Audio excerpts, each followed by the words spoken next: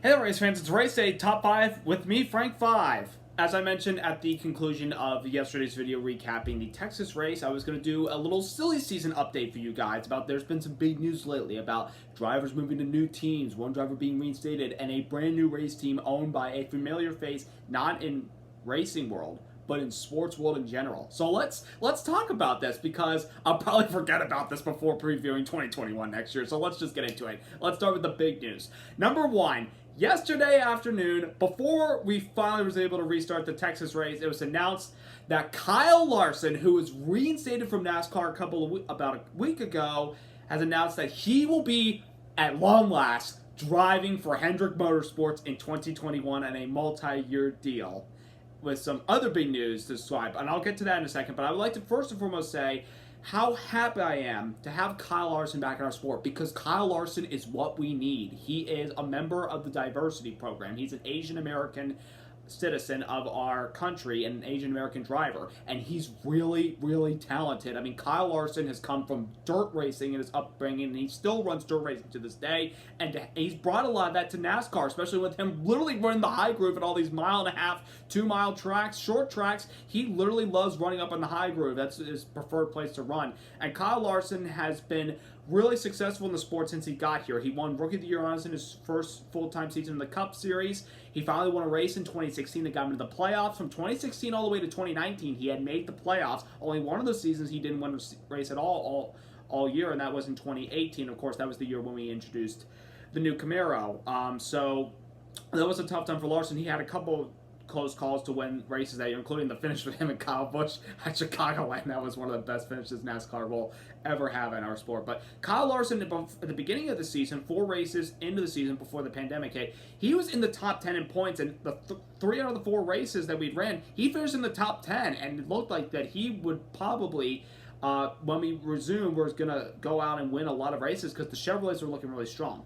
Well, during the pandemic, Kyle Larson was competing on a virtual iRacing event on Easter weekend and was accidentally caught using a racial slur that is offensive to African Americans.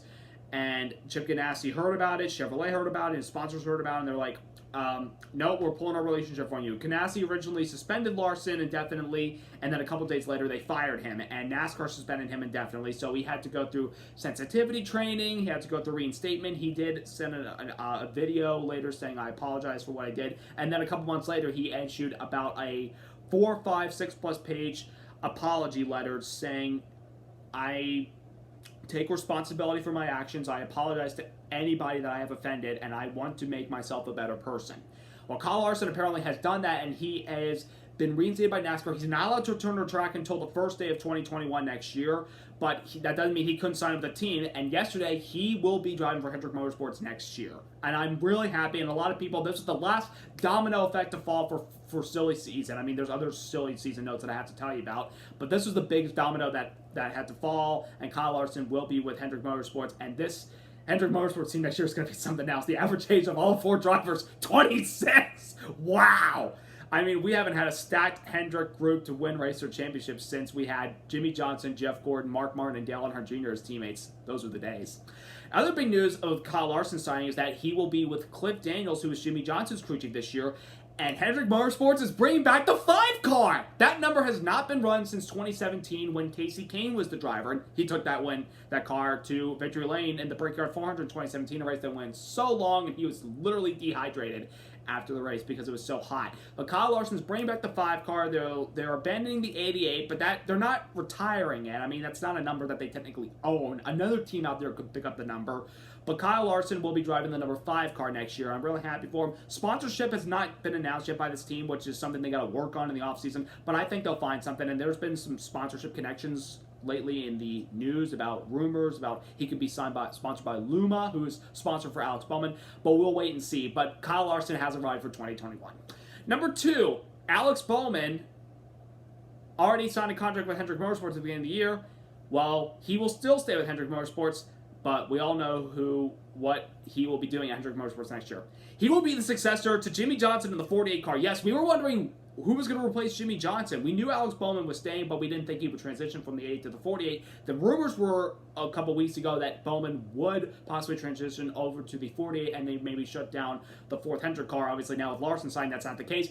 Alex Bowman will go to replace Jimmy Johnson, the number 48 Ally Chevrolet, and bring Greg Ives as crew chief with him. They're technically swapping the numbers, but they still have the same crews. They're just swapping the numbers around. So the 88 team becomes the 48 team, and the 48 team becomes the 5 team. Well, whatever way you want to say it. But Alex Bowman will be the successor to Jimmy Johnson. And with this sponsorship that they have, Ally has been signed from last year all the way to 2023. This pretty much means that the 1-year deal for Alex Bowman is now a 3-year deal. I would hope so, but Alex Bowman will be the driver of the 48. Honestly, you couldn't have picked a better guy to be the successor of the 48 car and replace Jimmy Johnson. I mean, some people probably thought, oh, Kyle Larson could be probably the guy. Well, just be thankful Kyle Larson's with the team. But Alex Bowman, I think, will do wonders in the 48 car. He's already having a really solid season. He's still in the round of 8 right now. He still has a chance to make it to the championship 4 and compete for the championship at his home track. But Alex Bowman will be driving in a new car, new sponsor, colors next year. I'm really happy for Alex Bowman, and I think he can carry on the legacy that is the 48 car.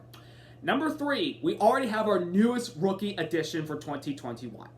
Chase Briscoe, at long last, will move up to the Cup Series driving for Stewart-Haas Racing. A couple of weeks ago, Clint Bowyer, who I mentioned in a couple videos recapping the races, Clint Bowyer had announced that he would be retiring from NASCAR at the end of the season, and he would transition to the Fox Sports broadcast booth with Mike Joy and Hall of Famer and my boy, Jeff Gordon. Well, I was left wondering, who would be the guy to replace Clint Bowyer? Well, some people originally, the news was earlier that if Kyle Larson was reinstated, Tony Stewart would probably sign him.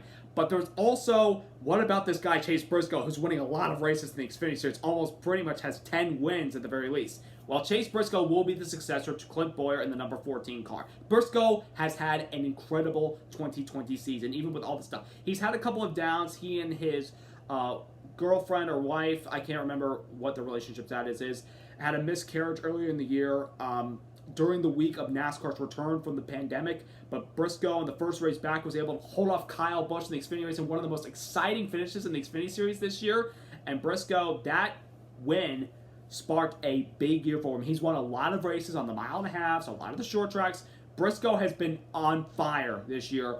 And now that he's got his chance to show what he can do with the Cup Series, he'll be partnered with teammates in Kevin Harvick, Eric Almirola, and Cole Custer. It hasn't been announced that Custer is going to stay in the 41, but most likely he will be in the 41 car. Chase Briscoe will bring High Point to the number 14 car next year. I think Rush Truck Centers and Mobile One will still stay with the 14 car. But, I mean, High Point bringing sponsorship coming into the number 14 car next year will help fund the 14 and Chase Briscoe. I'm really excited for this guy next year. I definitely think he can do what his teammate Cole Custer did this year in his rookie year. Win a race and make the playoffs. I mean, Chase Briscoe is the future of Stewart-Haas Racing. Eventually, when Kevin Harvick retires, he's still the main guy, but Briscoe is the future of Stewart-Haas along with Cole Custer. Number 4, a brand new team is coming to NASCAR in 2021. Oh, there's another one, but this one's even bigger. Denny Hamlin is forming a NASCAR team with NBA superstar, Hall of Famer, 6-time champ, Michael Jeffrey Jordan. Yes, the Michael Jordan that won 6 championships with the Chicago Bulls. The Michael Jordan that owns the Charlotte Hornets. They're not that good of a basketball team.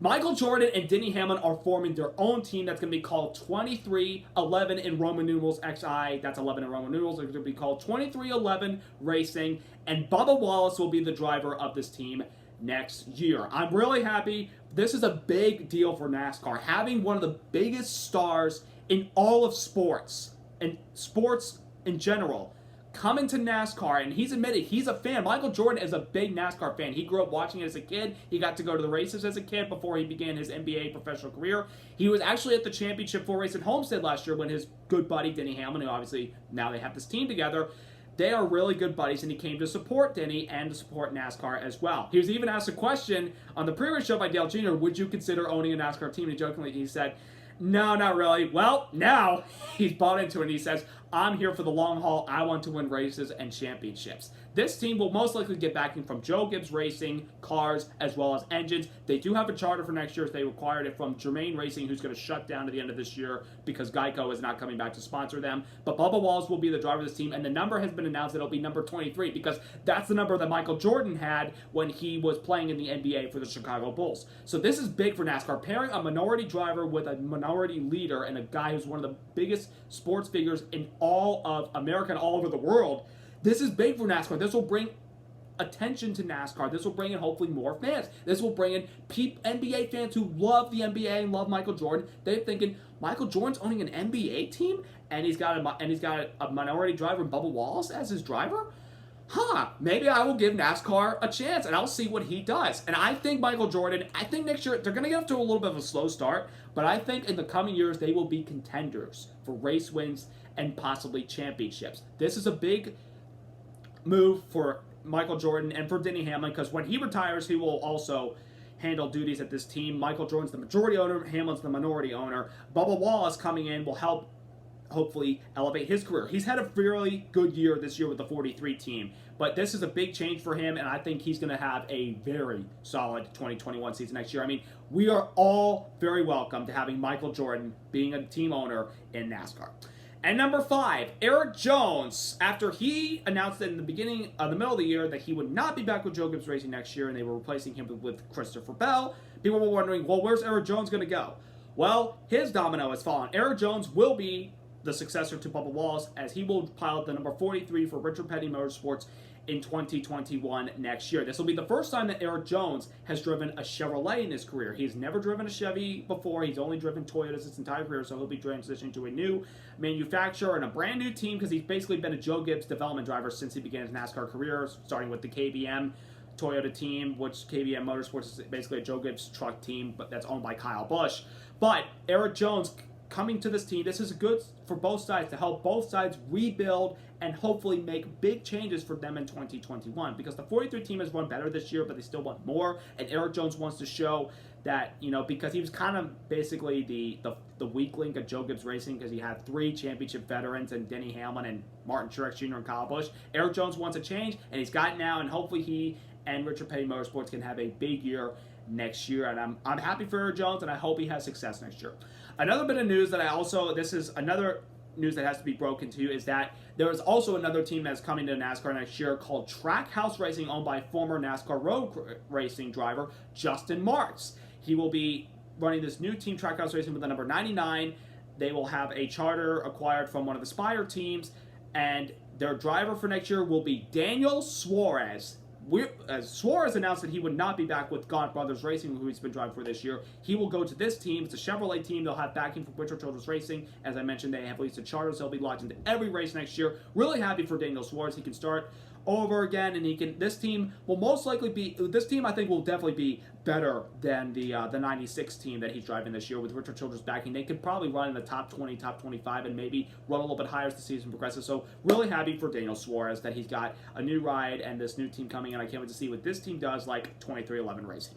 But other things I have to mention is that there's still a couple dominoes that have left to be decided.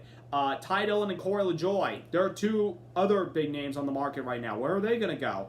Well, the 37 car is open, and I don't think Ryan Preece is going to be back in that car next year. He may go to the 96 because the 32 car for Go Fast Racing announced that they will be only doing part-time next year, and they've already leased their charter to a team that will be run by BJ McLeod and NASCAR driver Matt Tifft, who's still recovering from those seizures that he had towards the end of last season.